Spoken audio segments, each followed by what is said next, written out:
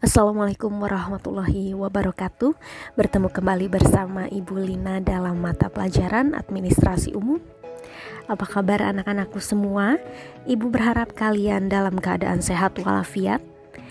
Hari ini kita sudah memasuki bab ke-10, yaitu mengenai komunikasi di tempat kerja. Baik, mari disimak ya nak. Komunikasi memiliki peranan penting dalam kehidupan manusia, baik dalam kehidupan sehari-hari maupun di dunia kerja.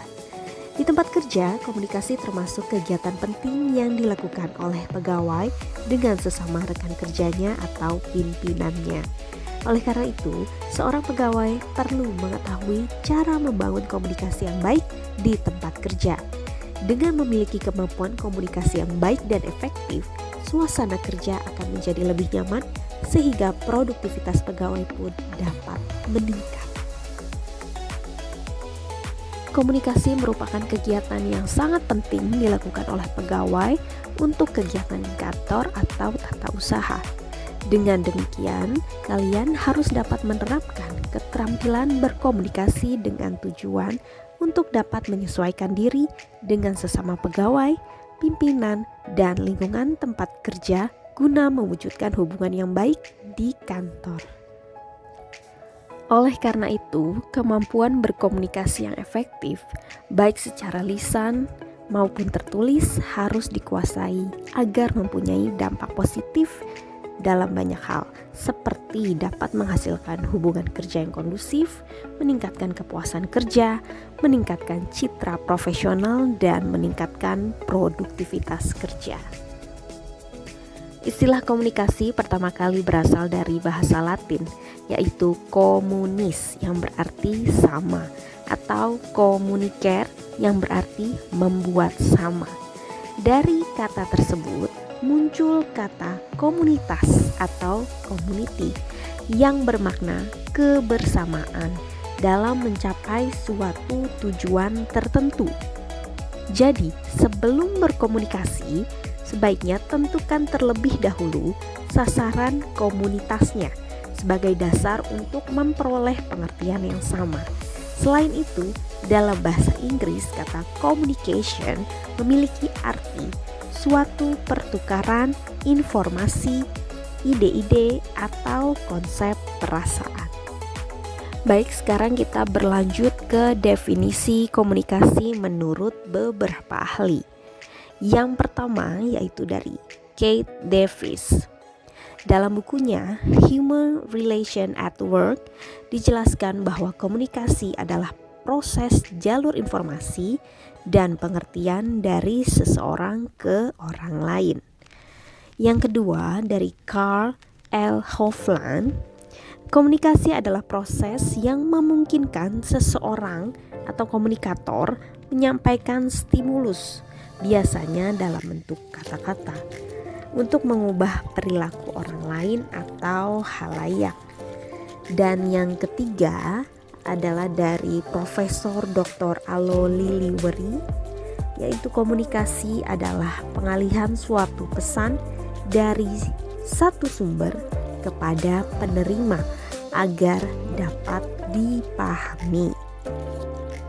Berdasarkan beberapa pengertian komunikasi tersebut, dapat ditarik kesimpulan bahwa komunikasi adalah suatu proses kegiatan penyampaian warta, pesan atau informasi yang mengandung arti dari satu pihak kepada pihak lain dalam usaha untuk mendapatkan kesamaan pengertian.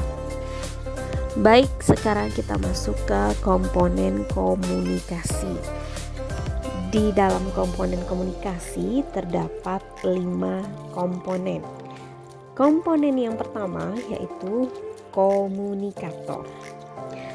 Komunikator adalah orang yang menyampaikan informasi atau pesan. Jadi komunikator dapat berupa perorangan atau kelompok.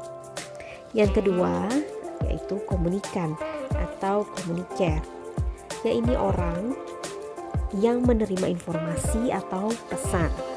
Komunikan dapat berupa perorangan atau kelompok. Yang ketiga adalah pesan atau message. yaitu berita yang mengandung arti atau inti berita yang disampaikan oleh komunikator yang berupa lambang-lambang. Lambang komunikasi dapat berupa gambar, warna, bahasa sandi, tulisan, dan lain-lain. Yang keempat adalah saluran atau media, yaitu alat yang digunakan untuk menyampaikan pesan atau informasi. Dan yang terakhir adalah respon atau feedback, yaitu tanggapan dari pihak komunikan terhadap pesan yang disampaikan oleh komunikator. Jenis-jenis respon atau tanggapan dari komunikan adalah sebagai berikut. Baik, jenis feedback yang pertama yaitu zero feedback. Nah, zero feedback ini feedback yang diterima komunikator dari komunikan, tapi tidak dapat dimengerti oleh komunikator.